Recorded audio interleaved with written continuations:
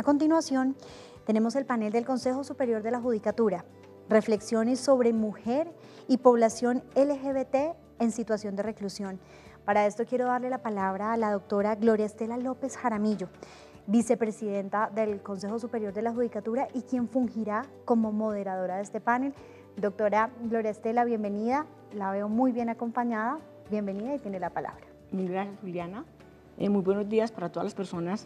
que están siguiendo esta audiencia. Y el tema del Consejo Superior de la Judicatura, que definimos realizarlo con personas expertas en lo que tiene que ver en las reflexiones sobre la mujer y la población LGTBI en situación de reclusión, desde el punto de vista del funcionario judicial, desde la Procuraduría General de la Nación, desde la academia y desde todas las visiones, desde las responsabilidades que tiene el Ministerio de Justicia, y la pretensión es plantear varias preocupaciones frente a la situación de reclusión de esta población vulnerable. La contribución de este panel es adicionalmente mirar cómo se pueden adoptar nuevas prácticas para que poder superar ese estado de cosas inconstitucional y el grave problema de hacinamiento y cualquier medida que permita afianzar y contribuir a mejorar las condiciones de todas las personas en estado de reclusión. El primer invitado nuestro es el doctor Fernando Pareja, quien es magistrado del Tribunal Superior de Bogotá, de la Sala Penal, y con él plantearemos la siguiente pregunta, doctor Fernando Pareja. ¿Cree usted que el sistema penitenciario y carcelario de Colombia es equitativo en materia de género? Mil gracias, doctor Pareja. Bien pueda. Un muy cordial saludo para todos mis compañeros de panel y mi agradecimiento al Consejo Superior de la Judicatura, y especialmente a la doctora Gloria, por su amable invitación para compartir este escenario tan importante y tan legítimo en este especial momento que vive el país en sus temas de justicia y particularmente en el tema de justicia con un enfoque de género. La pregunta me parece de la mayor importancia y muy pertinente porque tradicionalmente se ha entendido que los sistemas de justicia, particularmente de justicia penal, son modelos estrictamente racionales, neutrales, universales y con una validez y una legitimidad que no tienen discusión y que no son cuestionables. Pero cuando uno mira más despacio, encuentra necesariamente que siendo la justicia penal una justicia en su mayor parte elaborada históricamente por hombres, uno podría concluir que esta justicia penal trata a la mujer como el hombre ve a la mujer, como el hombre ha visto a la mujer históricamente. Entonces, este es un punto de partida que ya nos pone la advertencia de que no necesariamente estos valores que se le adscriben a la justicia penal son legítimos. El punto de partida histórico de los sistemas penales desde la antigua Grecia, cuando surgen las estructuras acusatorias, era un sistema de justicia machista elaborada únicamente por hombres. Solo los hombres podían intervenir en los debates que se hacen consistir el trámite y la estructura interna de un procedimiento penal acusatorio. Es bueno que sus elementos abarquen un debate entre iguales, es decir, con igualdad de armas entre dos partes adversarias a través del intercambio de argumentos válidos, legítimos, y también el sentido democrático en que la decisión no se centralizaba en una sola persona que tenía la total autoridad para definir el problema. Eso es bueno, pero inmediatamente después de la antigua Grecia surge el Imperio Romano, no en su fase republicana, que todavía conserva algunos rezagos de la antigua estructura democrática griega, sino cuando surge el Imperio Romano y se reivindican estructuras procesales inquisitivas a cargo de hombres para hacer justicia de hombres, en donde los problemas de la mujer ni siquiera eran considerados. Casi 1000 años después, durante el Santo Oficio, el trabajo del inquisidor era un trabajo masculino, un trabajo desarrollado por monjes dominicos que eran demonólogos y que se dedicaban a estudiar al demonio, y entonces a ellos se les adscribe el rol de adelantar el desarrollo de la justicia penal inquisitiva. Y recordemos que lo primero que hace la Inquisición después de trabajar con los herejes es hacerse cargo de las brujas y de las hechiceras, que eran mujeres a quienes se les daba esa condición como parte de la misoginia propia de este movimiento histórico machista en torno a la justicia, que duró hasta entrado el siglo XVIII en gran parte del centro europeo y también en estos territorios americanos donde tuvo presencia muy activa la Santa Inquisición, sobre todo en México, en Colombia, en Perú y en algunas partes de Argentina también. Y eso no tuvo un cambio significativo en los modelos de derecho penal sustantivo y de derecho penal procesal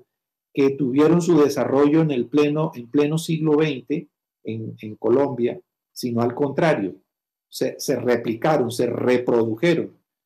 Y las pequeñas conquistas que se iban consolidando en la lucha histórica de la mujer en el plano de la administración de la justicia de familia y particularmente en la justicia penal, no producían un cambio significativo de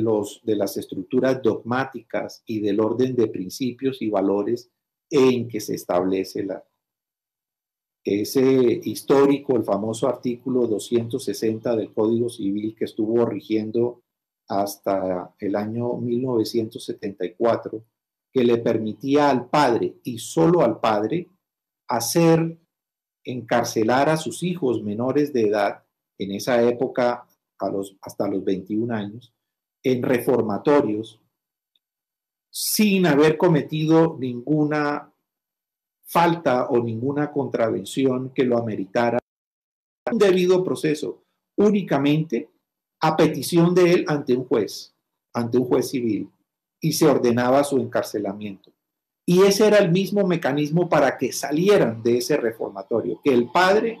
de familia lo pidiera, y en lo cual la mujer, la madre, no tenía ninguna autoridad y la norma legal reproducía estructuras patriarcales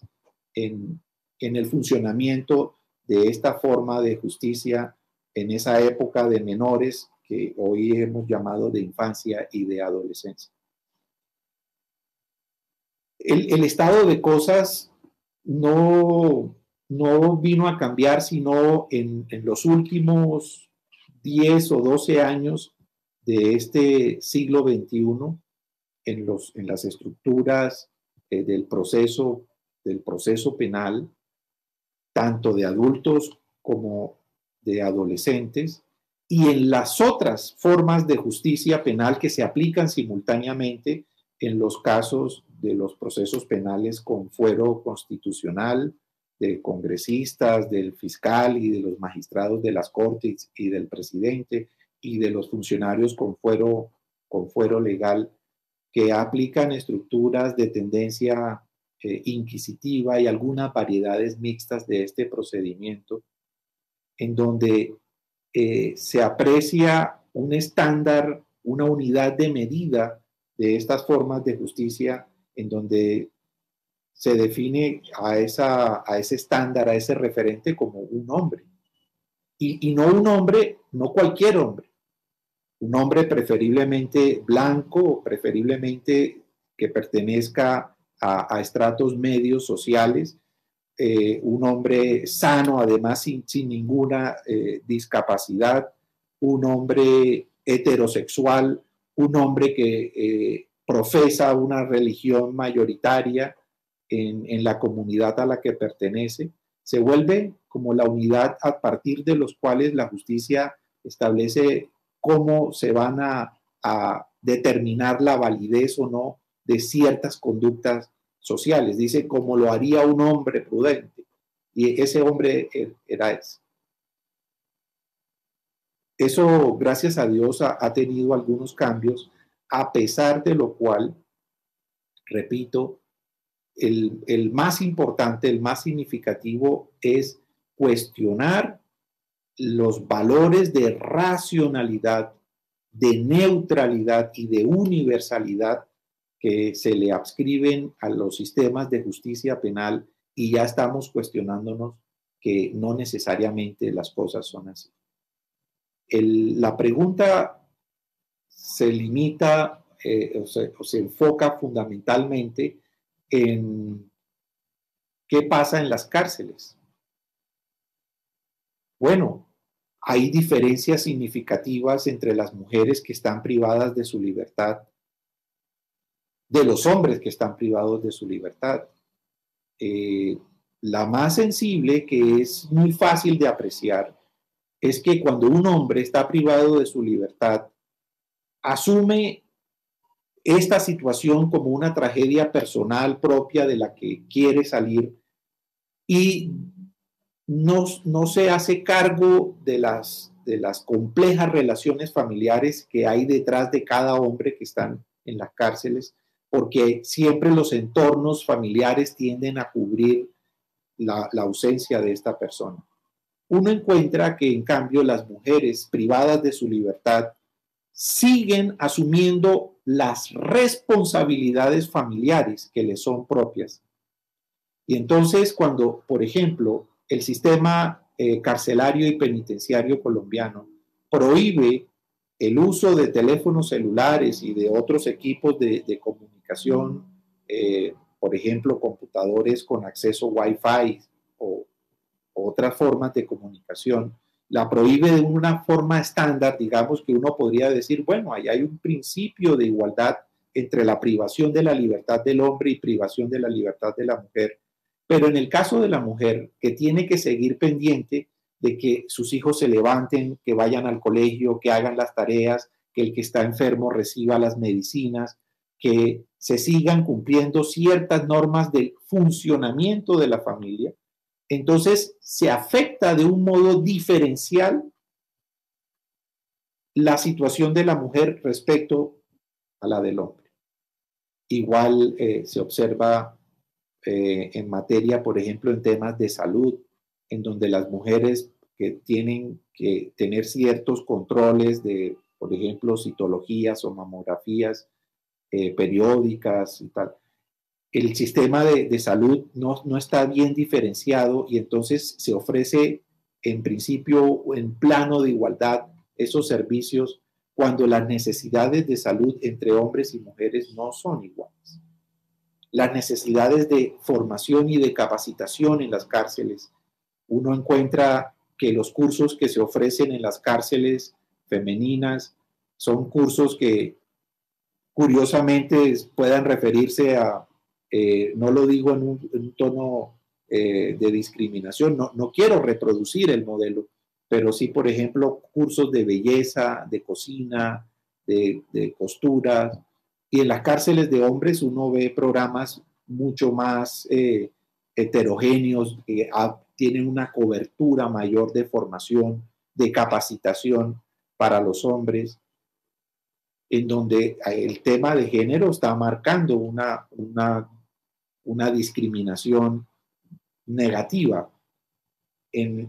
al comparar uno cómo es tratado por el sistema que pretende ser igualitario esas diferentes condiciones. Entonces, Solamente por encima, porque el tiempo pues es muy breve, uno podría decir que en estos casos las distintas maneras como afecta la privación de libertad a los hogares, a las familias, cuando el privado de la libertad es la mujer o cuando es un hombre, las distintas formas como se prestan en la satisfacción de otros derechos que no se ven comprometidos formalmente desde el punto de vista jurídico con la sentencia y con las formas como se establece la resocialización y la superación de las circunstancias que contribuyeron al conflicto con la ley penal entre las personas privadas de su libertad, es claro que el enfoque de género hoy más que nunca es indispensable para poder hacer que la justicia le haga honor a su propio concepto como destino en una sociedad que pretende ser democrática como la nuestra. Muchas gracias. Mil gracias, doctor Pareja. Como nos relató el doctor Fernando Pareja, históricamente cómo ha sido el sistema carcelario y penitenciario, y se ha ido pues, alcanzando algunos espacios, pero todavía subsiste esa inequidad. Es por ello que al próximo invitado, al doctor Carlos Medina Ramírez, procurador delegado de Derechos Humanos, con un amplio conocimiento en derechos humanos, en protección de líderes sociales y en todo el sistema carcelario, le preguntamos, doctor Carlos Medina Ramírez, ¿qué acciones en materia de política criminal pueden adelantarse para mejorar las condiciones de las mujeres y la población LGTBI en estado de reclusión? Bueno, primero que todo, un saludo muy especial, un agradecimiento al Consejo Superior de la Judicatura y en especial a la doctora Gloria Estela López. Doctora, muchísimas gracias por esta invitación, por darnos la oportunidad de comentar sobre temas tan sensibles para la sociedad en general. Atendiendo a la temática del panel, lo primero que yo quisiera plantear es que es necesario insistir en una transformación en relación con lo que nosotros pensamos. Tiene que ser o puede ser la aplicación de una alternatividad penal o de medidas alternativas a las mujeres que están privadas de la libertad y a la comunidad LGBT que está privada de la libertad. Esto es un elemento fundamental porque sin entender que esto es posible, y sobre todo con las mujeres, pues difícilmente vamos a lograr los cambios que necesitamos. Y lo digo basado en la experiencia. El gobierno anterior, cuando tuve la fortuna de ser parte de la administración del Ministerio de Justicia, tramitó un proyecto de ley de alternatividad penal para las mujeres,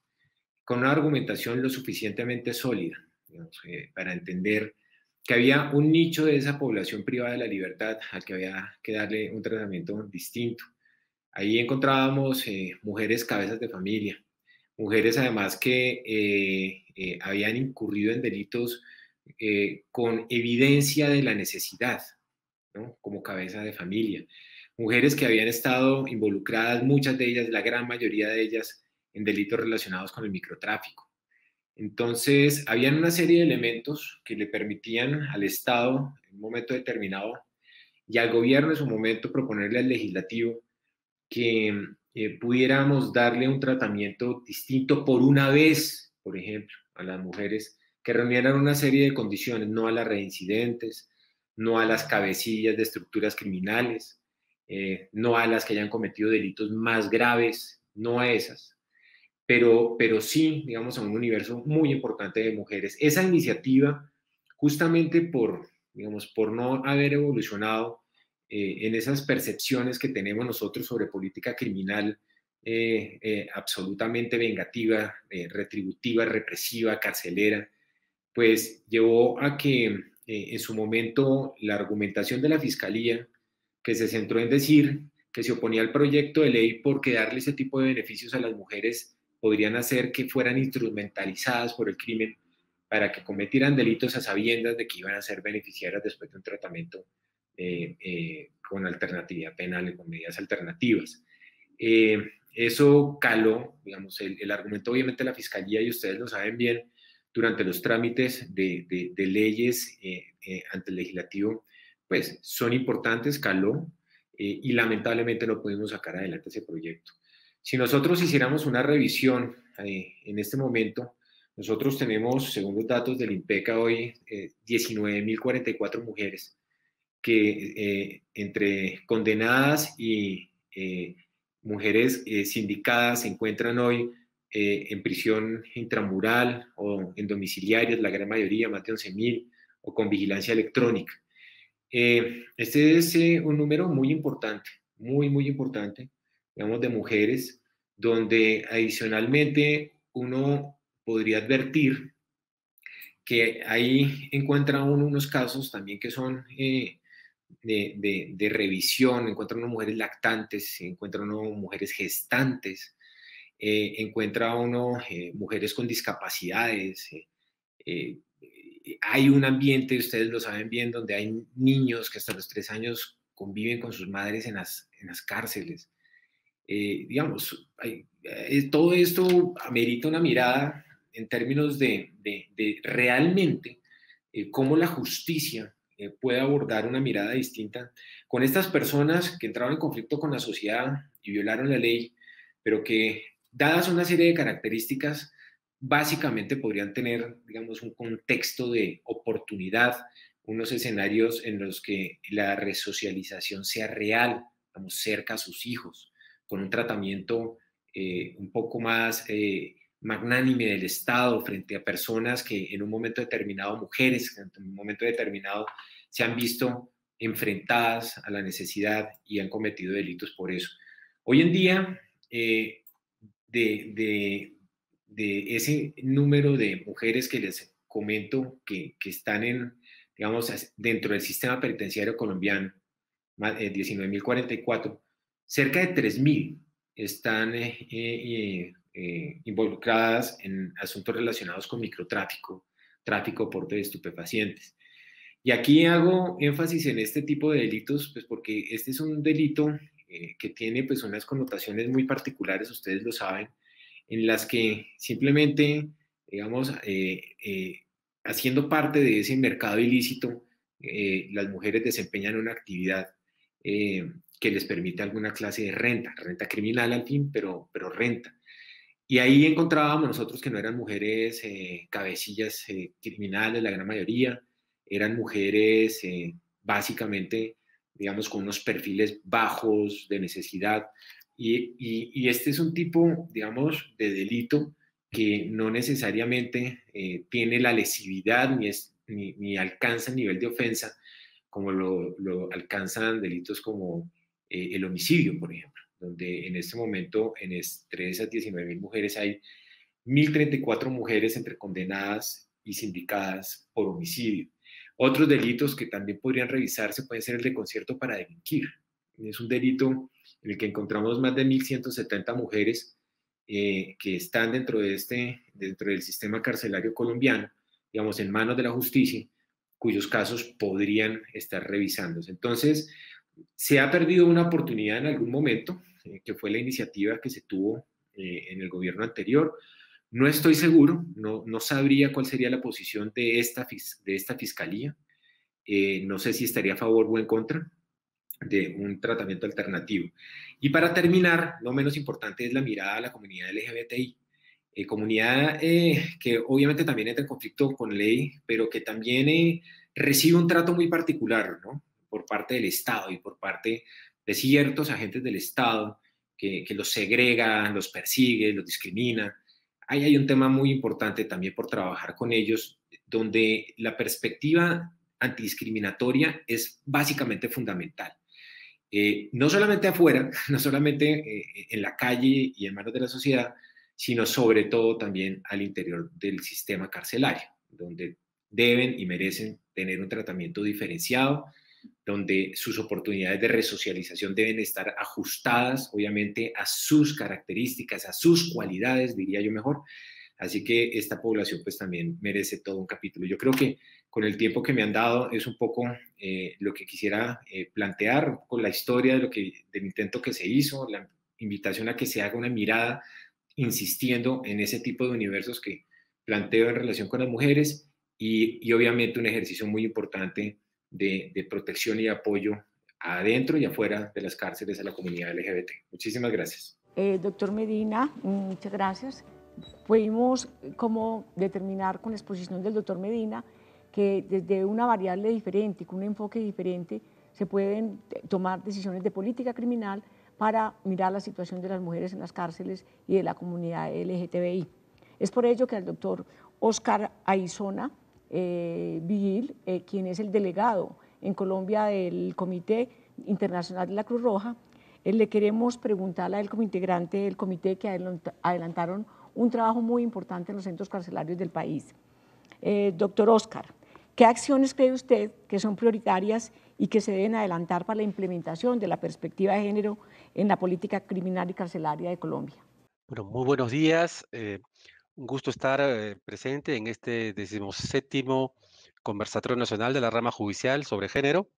Agradecer mucho al Consejo Superior de la Judicatura en la persona de nuestra moderadora, la doctora Gloria Estela López Jaramillo, vicepresidenta del Consejo Superior de la Judicatura, con quien hemos compartido diversos momentos y espacios de coordinación y es siempre grato estar con ustedes. Para el Comité Internacional de la Cruz Roja es muy importante el desarrollo de temas como el que hoy nos convoca, ¿no? Conjuntamente con los panelistas que me acompañan y a quien saludo, eh, creo que es importante tener un marco de reflexión conceptual y también sobre acciones que podríamos implementar para desarrollar un tema que es particularmente importante cuando hablamos de sistemas penitenciarios, que es el tema de poblaciones vulnerables, y en este caso específicamente del tema de mujeres privadas de libertad y también de población vulnerable LGTBI. En ese sentido, eh, comenzar dándoles el saludo de la delegación en Colombia del Comité Internacional de la Cruz Roja. Es importante para nosotros, como institución humanitaria con más de 40 años de presencia en este país, poder tener un espacio de intercambio con operadores de justicia, con personas interesadas en estos temas. Y desde el CICR, para nosotros es importante por cuanto nuestra acción humanitaria tiene un lugar privilegiado en cuanto a las prisiones. En más de 90 contextos en el mundo desarrollamos labores de visitas a prisiones y en el caso de Colombia, esto no ha sido la excepción. Hemos tenido y continuamos desarrollando situaciones de visita en sitios de detención, principalmente prisiones en el sistema penitenciario, pero que obviamente por el contexto de pandemia hemos tenido que parar esas visitas por el momento. Sin embargo, estas visitas nos han permitido identificar situaciones que hemos desarrollado y en lo que denominamos ahora el enfoque sistémico. El CICR, el Comité Internacional, está desarrollando a partir de ahí de este enfoque sistémico, un apoyo dentro del marco del diálogo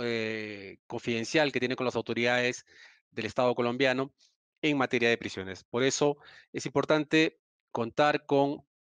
la presencia de autoridades de instituciones estatales, tales como el Ministerio de Justicia, INPEC, la Procuraduría, USPEC, Ministerio de Salud y, por supuesto, y sobre todo, la rama judicial. En el CICR entendemos el tema de prisiones desde un enfoque sistémico en el cual diversas instituciones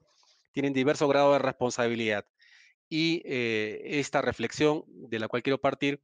no solo plantea el tema en cuanto a responsabilidad del Estado, sino también de la propia sociedad. Creo que hay un llamado ahí a toda la sociedad en su conjunto para abordar el tema de la criminalidad y cuál es la respuesta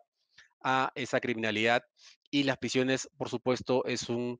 situación en la cual los derechos de las personas, los derechos de seres humanos eh, se ven en juego día a día. Y hay una obligación, tanto de la sociedad como del Estado, de poder atender y superar las situaciones. Eh, el-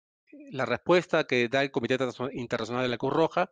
parte, por supuesto, de lo que denominamos como estándares internacionales. En ese sentido, tanto las normas del sistema universal como las reglas Mandela, así como las reglas de Bangkok, específicamente para mujeres privadas de libertad, constituye un aspecto fundamental e importante para poder enmarcar cuáles son las mejores formas de asumir la situación de las personas privadas de libertad. Y aquí hay un tema que quiero destacar de inicio y que de alguna forma nos convoca, que es el tema de equidad. Los principios de equidad y no discriminación son parte fundamental de los estándares internacionales. Digamos, contraponer los términos de igualdad o equidad suele tener una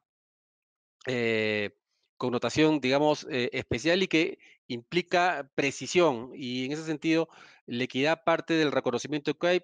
grupos y colectivos que tienen más carencias del resto. Si hablamos de población penitenciaria en Colombia, estamos hablando más o menos de 6.500 personas, mujeres privadas de libertad, que cuantitativamente, en comparación con los 120, 121.000 personas que actualmente tiene el sistema, parecería algo, digamos, no importante. Sin embargo, aquí no podemos hablar de términos cuantitativos, sino de términos cualitativos. Las mujeres privadas de libertad, eh,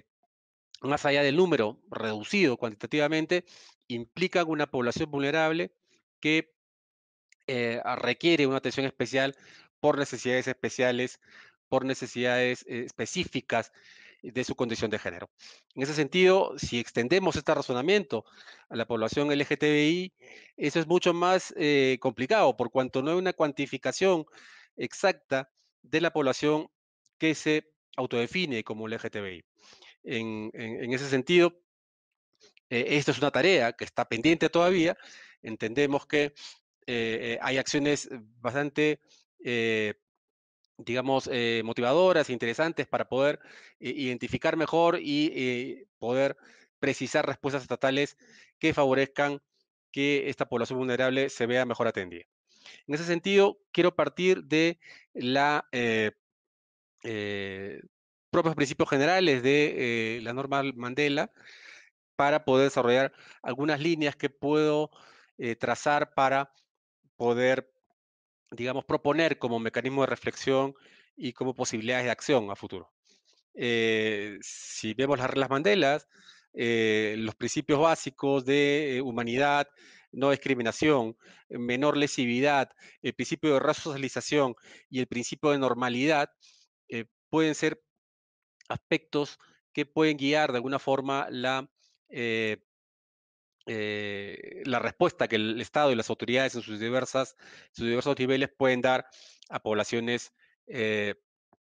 a poblaciones privadas de libertad. En ese sentido, las normas, las reglas de Bangkok, específicamente para mujeres, eh, inciden mucho más en el tema de no discriminación, y eso es algo que tenemos que tenerlo claro como operadores. En el contexto actual, marcado por la epidemia del COVID, creo yo que ha sido una situación que ha permitido evidenciar situaciones de carencia con mucho mayor evidencia y gravedad. En ese sentido, las poblaciones vulnerables se han visto más vulnerables aún por el tema de COVID-19, la pandemia. En ese sentido, eso plantea desde el trabajo que desarrollamos en el CICR, poder incidir cada vez más en las propuestas, en las diversas líneas en las que intervenimos. Nosotros trabajamos tanto en el tema de política criminal, trabajamos el tema de garantías judiciales, mucho con jueces de ejecución de penas y medidas de seguridad, a quienes saludo en este momento. Para nosotros es importantísimo poder fortalecer las capacidades y la aplicación de estándares internacionales por parte de los jueces de ejecución de penas. Eh, Hemos tenido hace un par de semanas un taller con ellos, con 35 jueces de casi 16 ciudades del país. En ese sentido, en el tema de salud, por ejemplo, el protagonismo del Ministerio de Salud como ente rector de las políticas de salud pública que tienen dentro de su público objetivo a a la población privada de libertad y específicamente a mujeres o población vulnerable adicional, implica para nosotros un desarrollo mayor de estas acciones de incidencia que pueden procurar y fortalecer la coordinación entre el Estado, entre las instituciones del Estado, para poder responder y poder resolver de alguna forma las disfuncionalidades que el sistema tiene. Colombia tiene una característica muy importante que lo distingue del conjunto de países de la región. Desde el año 98, y ustedes lo conocen mucho mejor que yo, la Corte Constitucional declaró el estado de cosas inconstitucional del sistema penitenciario. Esta definición, esta decisión constitucional de parte de la Corte, que ha sido faro jurídico y político criminal de toda la región, ha sido algo que marca claramente el diagnóstico y las propuestas de todos los actores del sistema. Yo no veo en Colombia gente que cuestione el estado de cosas inconstitucional. Creo que es algo que está claramente consensuado a nivel de las autoridades y es importante que esto se mantenga así. En ese sentido, eh, quiero señalarle algunas pistas y ya para concluir que podríamos eh, plantear como eh, una clara perspectiva de trabajo para que la perspectiva de género, la atención a poblaciones vulnerables se vea cada vez más presente en nuestro accionar. Creo que un primer aspecto es lo que estamos teniendo ahora, la conciencia de las situaciones propias que estas desigualdades en el marco de la atención a un servicio de parte del Estado, a un determinado grupo poblacional, se da. Adicionalmente, creo que el tema de aplicación de estándares internacionales requiere una actuación eh, directa y transversal de parte de todos los operadores del sistema, incluidos los operadores del sistema de justicia. La conciencia del estado de cosas inconstitucional, que ya la mencioné, también está ahí. Y el tema básico y concreto de la coordinación estatal. No podemos pensar que los problemas de las cárceles son solo problemas del IMPEC o de USPEC, son de todo el Estado colombiano.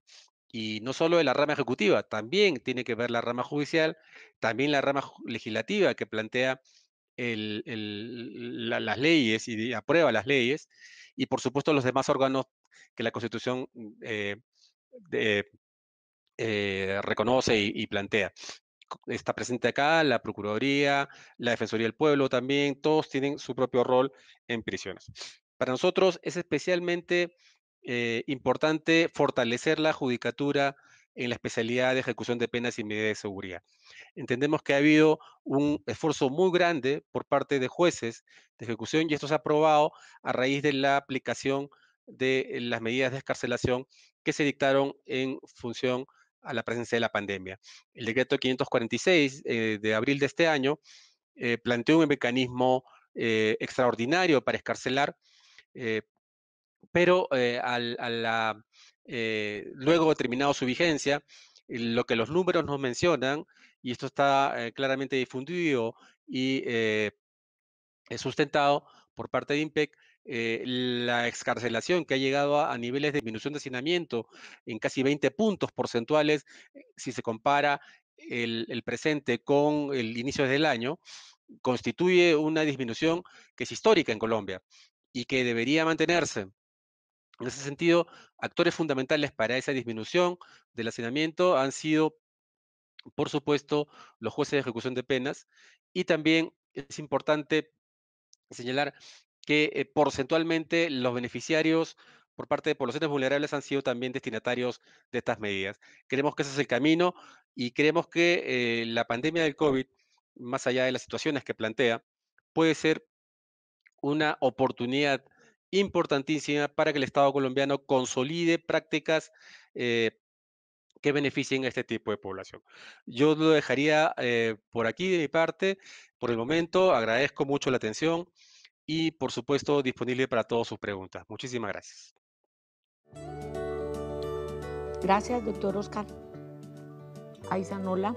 por esa exposición. Adicionalmente, por la importancia del cumplimiento de los estándares internacionales en el sistema carcelario y penitenciario en Colombia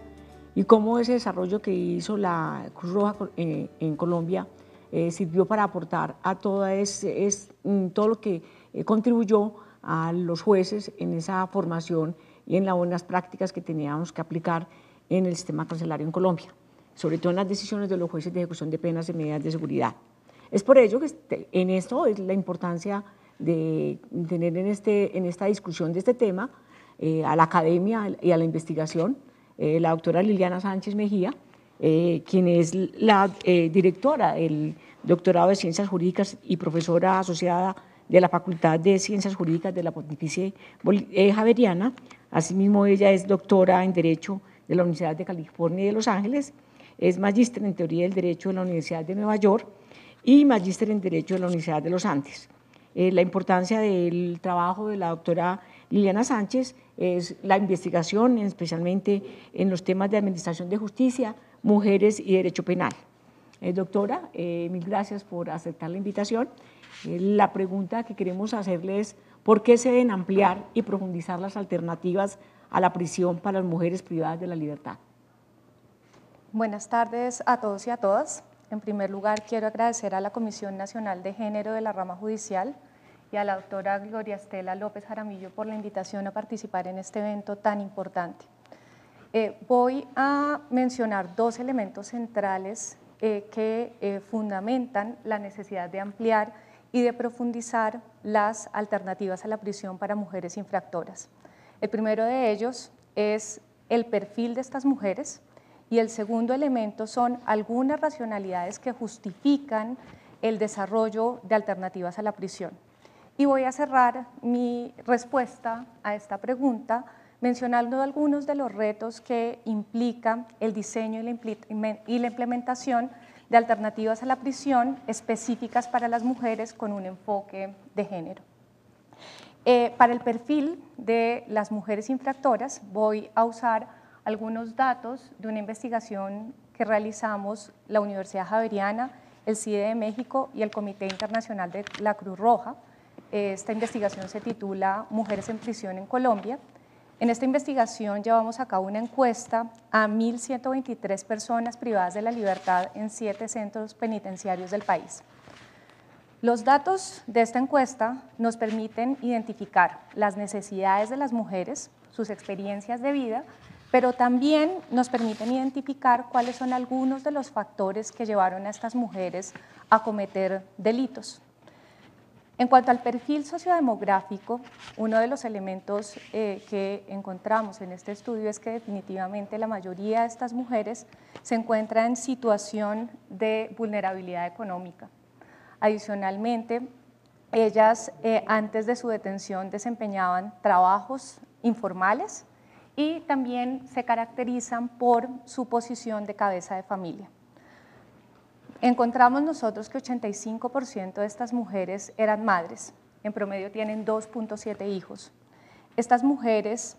adicionalmente eran cabeza de familia en un 75% de los casos, es decir, que ellas tenían la responsabilidad económica exclusiva de su hogar. También entonces el otro punto relevante es que el 54% de estas mujeres tenían también el rol de cuidadora principal de sus hijos y de sus hijas. ¿Esto qué implica? Que la detención en muchos casos puede generar impactos intergeneracionales, puede generar que los hijos abandonen la escuela o que terminen involucrados en actividades delictivas, lo cual pues es dramático. También en cuanto al perfil delictivo de estas mujeres, es importante señalar que la criminología feminista ha concluido que definitivamente el género tiene que ver con los tipos de delitos que cometen las mujeres y su trayectoria hacia el delito. Es más probable que las mujeres cometan delitos relacionados con drogas y delitos contra la propiedad, es decir, criminalidad de pobreza. En nuestra encuesta entonces encontramos que, por supuesto, la mayoría de las mujeres estaban detenidas por delitos de drogas y de estas mujeres detenidas por delitos de drogas, el 35% de ellas fueron detenidas la primera vez que cometieron la conducta, no son reincidentes. También es importante que en este estudio se encuentra que muchas de estas mujeres forman parte de los eslabones débiles de la cadena del tráfico. Solo el 18% de estas mujeres forma parte de organizaciones criminales, no cometieron delitos violentos y además tampoco usaron armas en el momento en el que cometieron la conducta delictiva. En síntesis, estas mujeres se caracterizan por haber cometido en un alto porcentaje el delito por primera vez, pero además por no representar un riesgo muy serio para la seguridad ciudadana. Es importante resaltar que hombres y mujeres que tengan estatus socioeconómico bajo pueden experimentar circunstancias y características similares. Sin embargo, las mujeres adicionalmente experimentan asuntos asociados al género, por ejemplo, la discriminación laboral, la violencia contra las mujeres y también la distribución desproporcionada de las responsabilidades de cuidado. También, como les decía, uno de los elementos que marca el género es su trayectoria hacia el delito. Y si nosotros miramos todo este contexto y este perfil de las mujeres infractoras, es muy importante tener en cuenta que son necesarias políticas criminales, leyes y prácticas judiciales que incorporen un enfoque de género que atienda las necesidades de estas mujeres y sus experiencias de vida. Teniendo en cuenta ese perfil de las mujeres, allí la pregunta que surge es si la respuesta dominante debe ser la prisión o si se deben potenciar y ampliar las alternativas a la prisión para estas mujeres que son delincuentes de primera vez, que tienen responsabilidades de cuidado y que no representan graves riesgos para la seguridad ciudadana. En Colombia, uno de los elementos que definitivamente han impulsado la academia y también la sociedad civil es la necesidad de racionalizar el uso de la prisión. Y uno de esos mecanismos centrales puede ser precisamente el desarrollo más amplio de alternativas a la prisión. ¿Cuáles son esas racionalidades que justifican el desarrollo de las alternativas a la prisión? Voy a mencionar dos tipos de argumentos. Los primeros son argumentos desde la perspectiva de los derechos y los otros son argumentos desde la perspectiva de costo-beneficio. En los argumentos desde la perspectiva de los derechos, vamos a encontrar que las alternativas a la prisión pueden garantizar de mejor manera que las privaciones de la libertad superen el principio de proporcionalidad. Adicionalmente, las alternativas a la prisión van a permitir que se pueda reducir el hacinamiento y que se reduzcan los impactos negativos para la población privada de la libertad. Y esto es muy importante. La Corte Constitucional ha señalado que es necesario reducir la población penitenciaria a través de la reducción de la demanda social de la prisión. El tercer argumento desde esta perspectiva de los derechos es que este tipo de alternativas pueden garantizar de manera más efectiva los derechos de los hijos e hijas de las mujeres infractoras que se encontraban bajo su cuidado. Desde la perspectiva de costo-beneficio, lo que se van a analizar son tanto los costos directos como los costos indirectos de la prisión. Los costos directos, pues definitivamente son cuánto cuesta tener a una persona en prisión en Colombia. Para 2018, ese costo era aproximadamente de 18 millones de pesos. Esa cantidad serviría para pagar un año de educación en una universidad de alto nivel en el país. En otros países se ha logrado determinar que la prisionalización cuesta más de 20 veces que las alternativas a la prisión. Es decir, que en términos de costo, pues definitivamente las alternativas a la prisión tienen un costo más bajo. En cuanto a los costos indirectos,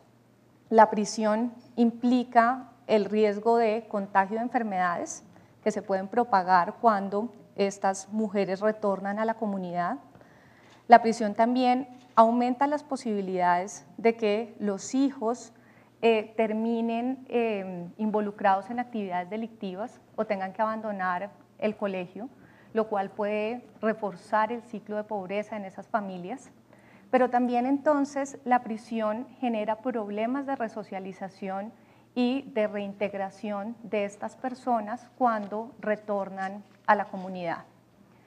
Lo que se ha visto en algunos países es que las alternativas a la prisión son más efectivas para el tratamiento de infractores que no implican graves riesgos de seguridad y para delitos violentos, especialmente porque las tasas de reincidencia son menores y también porque evitan estos costos indirectos relacionados con los hijos e hijas de las mujeres privadas de la libertad. Para finalizar, me voy a referir a los retos que implica el diseño y la implementación de alternativas a la prisión específicas para las mujeres con un enfoque de género. De acuerdo con las reglas de Bangkok, uno de los puntos centrales es la necesidad de diseñar alternativas a la prisión específicas para las mujeres, teniendo en cuenta sus experiencias de vida, las violencias y las desigualdades que han experimentado y también el impacto diferencial que tiene el encarcelamiento en estas mujeres y en sus hijos e hijas. ¿Cuáles son los retos entonces de diseñar o implementar ese tipo de alternativas a la prisión? El primero es que se respete la dignidad humana. El segundo es que atiendan a las necesidades específicas que tienen estas mujeres, a sus experiencias de vida. El tercero también es que estas alternativas a la prisión logren enfrentar los factores que llevaron a estas mujeres a cometer delitos. Entonces, por ejemplo, establecer alternativas a la prisión que impliquen programas de capacitación para mejorar sus habilidades laborales. Y el cuarto, que es muy importante en el caso de las mujeres, es que esas alternativas a la prisión logren ser consistentes con las responsabilidades de cuidado que tienen las mujeres. Y voy a mencionar rápidamente dos ejemplos que nos permiten evidenciar esos retos. El primer ejemplo son las alternativas a la prisión que implican que las mujeres se presenten en un lugar específico con cierta periodicidad. Y allí entonces lo que vamos a encontrar es que hay ciertos problemas específicos para las mujeres, como el costo del transporte, los desplazamientos, las dificultades para organizar el cuidado de los hijos.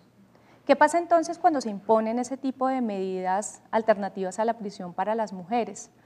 Lo que termina pasando es que ellas no tienen tantas posibilidades reales de cumplirlas, entonces terminan incumpliendo con las condiciones de la medida y eso lleva a que terminen siendo prisionalizadas.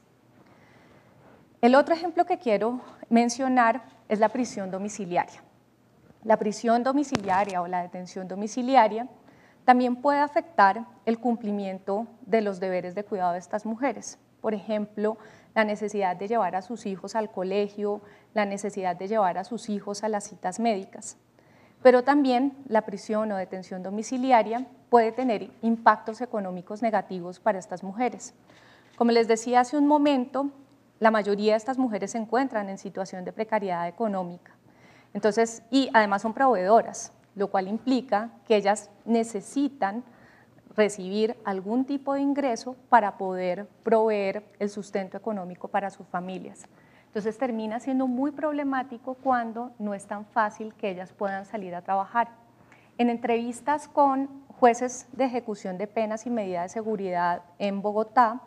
ellos nos señalaban que a veces hay dificultades para conceder los permisos de trabajo en situaciones de prisión domiciliaria. Y algunos de ellos también nos señalaban que pues este problema, digamos que no sea fácil que estas mujeres puedan salir a trabajar, puede implicar que ellas terminen incumpliendo las condiciones de la medida o también que terminen reincidiendo. Entonces, estos son problemas serios. Allí entonces, ¿el punto cuál es? Que en el momento en que se diseñen esas alternativas a la prisión y en el momento en que se decida o se vaya a implementar una de estas alternativas a la prisión, es clave tener en cuenta las vidas diarias de estas mujeres y revisar si es posible que ellas puedan cumplir esas condiciones para evitar que terminen incumpliendo sencillamente porque no tienen la capacidad de cumplir con las condiciones establecidas. Y voy a cerrar con este punto y es la ampliación y potencialización de las alternativas a la prisión en Colombia se puede dar de dos maneras. Una, definitivamente son las reformas legislativas, que por supuesto son necesarias para poder crear nuevas alternativas a la prisión con enfoque de género, por ejemplo, como el proyecto de ley 093 de 2019 de Senado, que se encuentra en trámite y que establece una medida específica para las mujeres que cumplen ciertas características. Pero también es importante la potencialización de estas alternativas a la prisión a través de las prácticas judiciales, incorporando un enfoque de género. Un ejemplo de ello es finalmente lo que señala la Comisión Interamericana de Derechos Humanos, y es que en los casos de mujeres que tengan responsabilidades de cuidado, se debe entonces dar prevalencia a medidas no privativas de la libertad. Otro ejemplo es el trabajo muy juicioso que hicieron los jueces de ejecución de penas junto con otras entidades estatales en una brigada en el Buen Pastor, y que la doctora Shirley nos contará ahora más adelante su experiencia, pero finalmente es un trabajo muy importante de jueces y juezas de este país para lograr que las personas que cumplían las condiciones fueran puestas en libertad. Les invito entonces en este contexto a que reflexionen y sigan reflexionando sobre cómo podrían incorporar un enfoque de género en sus decisiones sobre la libertad personal de mujeres infractoras. Muchas gracias. Gracias, doctora Liliana. Sobre todo lo que la investigación puede aportar a la función judicial, razón por la cual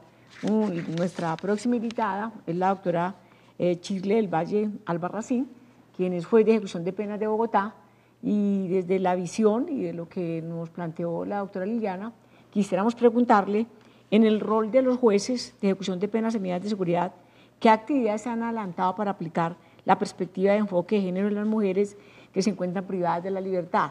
Sobre todo, pues en el caso específico, usted que es juez de ejecución de penas de Bogotá,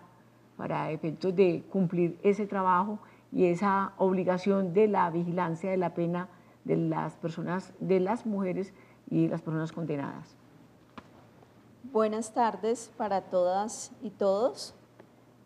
Un agradecimiento especial a la Comisión Nacional de Género de la Rama Judicial,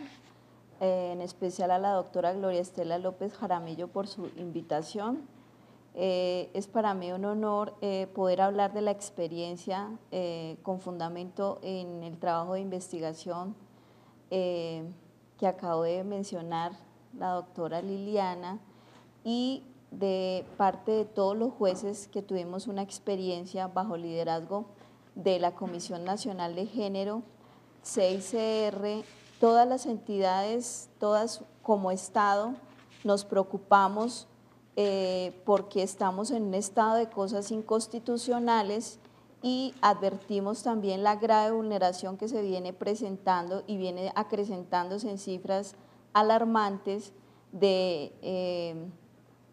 discriminación a las mujeres en temas sexuales y de violencia, y en especial se presenta en las cárceles del país, razón por la cual los jueces nos vimos abocados a liderar esta gran jornada, todos unidos con Procuraduría General de la Nación, unidos con todos los jueces de Bogotá, jueces de ejecución de penas, apoyados por la doctora Marta Yanira Sánchez como juez 25 de ejecución de penas y docente de la Universidad Gran Colombia y de la Universidad Libre, con todos los estudiantes quienes nos acompañaron a hacer una brigada en la práctica, también con el acompañamiento del IMPEC, del director general del IMPEC, y también de la Defensoría Pública, en donde nos desplazamos a la cárcel de Buen Pastor. Hicimos una brigada con todas las mujeres, todos haciéndole una especie de diagnóstico en temas de salud, en temas jurídicos, y en especial los jueces de ejecución de penas, tratando de aplicar el enfoque diferencial que tanto se viene hablando y predicando en el tema de enfoque de género, y finalmente viendo las características especiales de cada caso en particular, en especial la concesión de sustitutos y subrogados penales. Tal como lo mencionaba la doctora Liliana, habían casos donde las mujeres estaban en estados de gravidez, mujeres con graves enfermedades, graves estados de salud, mujeres con penas cumplidas de pronto y con documentos de redención de penas sin haber sido reconocidos, mujeres que de pronto se tenían temas como hijos menores de 3 años y todas las circunstancias que se sufren al interior de las cárceles por parte de las mujeres que padecen de esta discriminación. Es por eso que los operadores judiciales nos vimos en la tarea de hacer un análisis con enfoque diferencial y este ejercicio fue un ejercicio que nos arrojó resultados positivos donde pudimos atender las necesidades, cada entidad desde sus competencias, desde sus propias aristas pudimos solucionar temas jurídicos, se concedieron sustitutos y subrogados penales entre aproximadamente 313 sustitutos y subrogados penales. Los jueces en especial vimos con mayor cuidado la concesión de libertades condicionales y las prisiones domiciliarias con permisos para trabajar, pero también las concesiones de prisiones domiciliarias para madres cabezas de familia, dado que digamos, la privación de la libertad de las mujeres implican al entorno familiar un padecimiento en mayor dimensión porque se afectan sus hijos, el desplazamiento a los colegios, se afecta de pronto la economía, dado que la mayor población que ingresa a las cárceles de mujeres han sido personas que han cometido conductas punibles a raíz de los escasos recursos económicos, también mujeres víctimas de violencia, víctimas de maltrato y es por esas razones por las cuales logramos advertir que hay muchas mujeres en cárceles que tienen una carga mayor, dado que ellas tienen el cuidado de toda una familia. Doctora Gloria Estela, fue un ejercicio muy importante para los operadores judiciales y es tanto así que el Ministerio de Justicia nos ha hecho una invitación para que replanteemos y dado que las circunstancias de la pandemia, también con la aplicación del decreto 546 de 2020, también nos abocó a ejercer nuestros derechos como jueces constitucionales, nuestros deberes como jueces constitucionales, a fin de poder estudiar las libertades, los sustitutos penales de todos los condenados,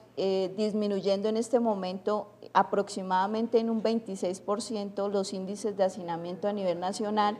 por la labor de los jueces en materia constitucional y en este momento también se hizo el análisis prioritariamente para mujeres y también el resultado es positivo, dado que los jueces en su labor y como operadores de justicia lograron hacer una ponderación tal como nos mencionó la Corte Constitucional en sus diferentes pronunciamientos, donde debíamos tener en cuenta el enfoque diferencial. En realidad, doctora Gloria, es una satisfacción poder haber desarrollado esta brigada con los resultados que obtuvimos y gracias al apoyo de la academia, de la universidad, de las universidades, Gran Colombia, Libre, Universidad Javeriana, que nos apoyó con su trabajo de investigación, y el Consejo Superior de la Judicatura, que fue pionero con la Comisión Nacional de Género en este proyecto. Muchas gracias. Gracias, doctora Shirley. ¿Cómo podemos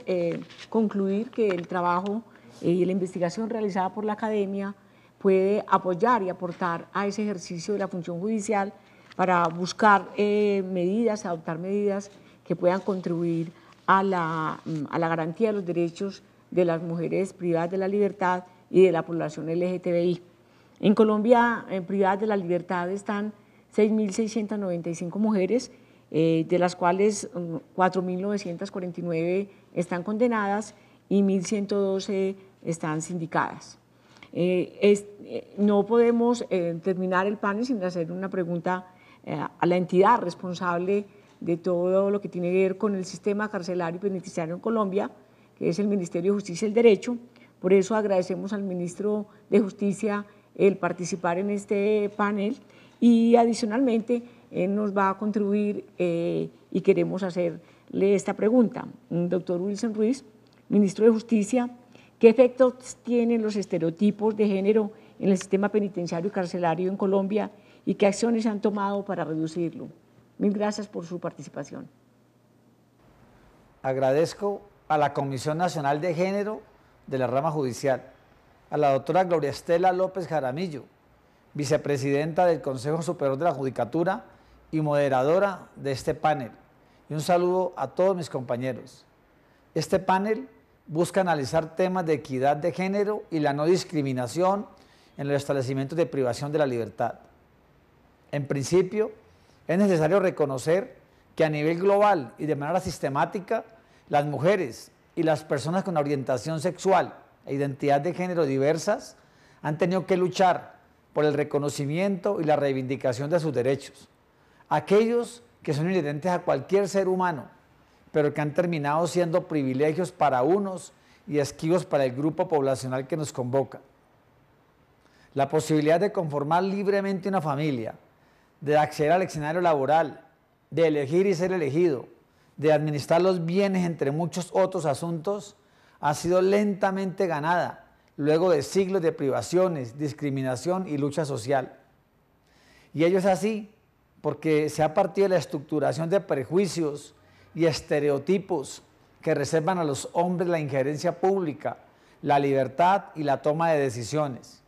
mientras que a las mujeres históricamente les fueron asignadas las labores de cuidado en el hogar y una postura de sumisión e incluso de silencio. Las personas con orientación sexual e identidad de género diversas, por su parte,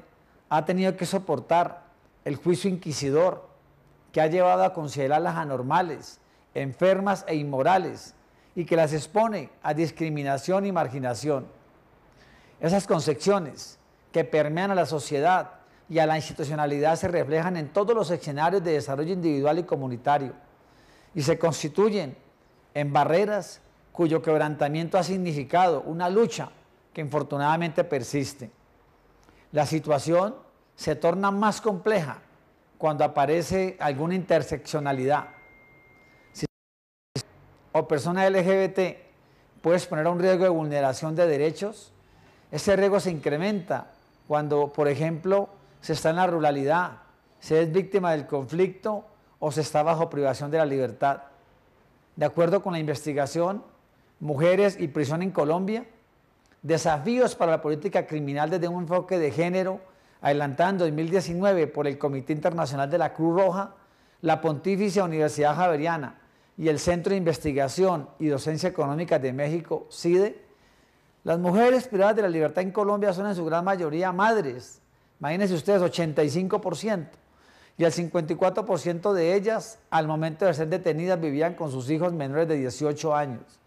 para quienes eran sus principales cuidadoras y proveedoras. La privación de la libertad trajo consigo no solo la ruptura del núcleo familiar, también un aumento de la exposición de sus hijos a situaciones de vulneración. En efecto, las dificultades económicas, la ausencia de quien se responsabilice de la crianza y cuidado y el estigma social que deben soportar los hijos e hijas de estas mujeres, lleva a que en muchos casos inicien el consumo de sustancias ilícitas, se encuentren en situación de calle o prostitución y se vinculen a grupos delincuenciales. Así, la privación de la libertad tiene para las mujeres un efecto diferencial que irradia a su familia, especialmente a niños, niñas y adolescentes, y trae consecuencias de alta complejidad al engranaje social, lo que debe necesariamente exigirse una evaluación desde la política pública, la posibilidad de medidas que contrarresten estos riesgos. Los procesos educativos y de resocialización que históricamente se adelantan para la población privada de la libertad también han estado marcados por una mirada estereotipada por el sexo o el género,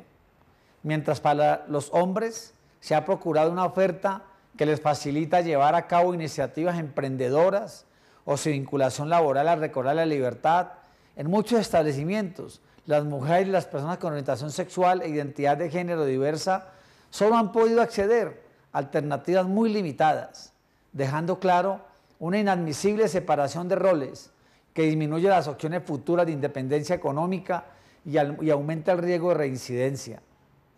La dificultad de las mujeres y de las personas LGBT para gozar del derecho a la visita íntima o conyugal ha sido otro detonante de discriminación. Es icónico el caso de Marta Lucía Álvarez Giraldo, que llegó a conocimiento de la Corte Interamericana de Derechos Humanos y que evidenció cómo hay un mayor riesgo de sufrir múltiples vulneraciones por ser una mujer lesbiana. A su vez, en muchos establecimientos de privación de la libertad se han obstaculizado la expresión de género, elemento necesario y para consolidar y reafirmar la identidad, especialmente de personas transexuales y transgénero. En otros casos, ser persona LGBT ha llevado al aumento de riesgo de violencia psicológica, física y sexual, y que a ella sea utilizada como una manera de castigo, corrección y manifestación de repudio ante la diversidad humana. Todo esto viene con una transformación sin precedentes, gracias al trabajo de la mesa técnica que preside el Ministerio de Justicia y del Derecho, y en la que participan el IMPEC, en cabeza de General Norberto Mojica, Defensoría del Pueblo en cabeza de Carlos Camargo, Procuraduría General de la Nación en cabeza de Fernando Carrillo, Ministerio del Interior en cabeza de Alicia Arango y las organizaciones sociales. En el marco de este espacio mixto se logró revisar y ajustar la totalidad de los reglamentos internos de los establecimientos penitenciarios y carcelarios con miras a garantizar la no discriminación de personas privadas de la libertad por motivos de orientación sexual e identidad de género diversa. Asimismo, el IMPEC ha venido adelantando procesos preventivos, pedagógicos y transformacionales relacionados con el respeto a los derechos de las personas LGBT y el principio rector de enfoque diferencial que se ha desarrollado tanto con el personal administrativo y la guardia penitenciaria como con quienes se encuentran bajo privación de la libertad. Sin lugar a dudas, el gran desafío que persiste, pero frente al cual se tienen relevantes logros, se centra en reconocer que las mujeres y las personas LGBT enfrentan retos distintos a aquellos de los hombres bajo condiciones de privación de la libertad. Necesitan respuestas institucionales que incorporen al enfoque de género y tengan en cuenta la interseccionalidad en el diseño, ejecución y evaluación de la política criminal y penitenciaria, e intervenciones de índole transformacional que logren desmontar lo que realmente la sociedad ha perpetuado: la discriminación, la violencia y la desigualdad. Mil gracias, señor ministro, y en especial por darnos a conocer desde su cartera la finalidad que tiene de garantizar los derechos de la población LGTBI y además de las mujeres, y en especial de las mujeres. Hemos culminado este panel sobre las reflexiones sobre la mujer y la población en situación de reclusión, y pudimos ver cómo desde las políticas criminales, definiendo nuevas políticas criminales, el ejercicio de la academia, de la sociedad civil, de la función que cumplen los jueces y de la vigilancia que tiene la Procuraduría General de la Nación de los Derechos de la población reclusa, podemos lograr la voluntad de todas las instituciones, y esa sumatoria de voluntades participantes deben tener un solo propósito: mejorar el sistema carcelario y penitenciario en Colombia y garantizar los derechos de toda la población privada de la libertad. Mil gracias a todos por la participación en este panel y adicionalmente por todo lo que pudo contribuir este ejercicio a las reflexiones que tenemos que hacer en un tema tan importante para lograr la paz en nuestro país. y atender y garantizar los derechos de toda la población. Mil gracias a todos. Doctora Gloria Estela, muchísimas gracias por este panel y a todos sus invitados de lujo también muchísimas gracias.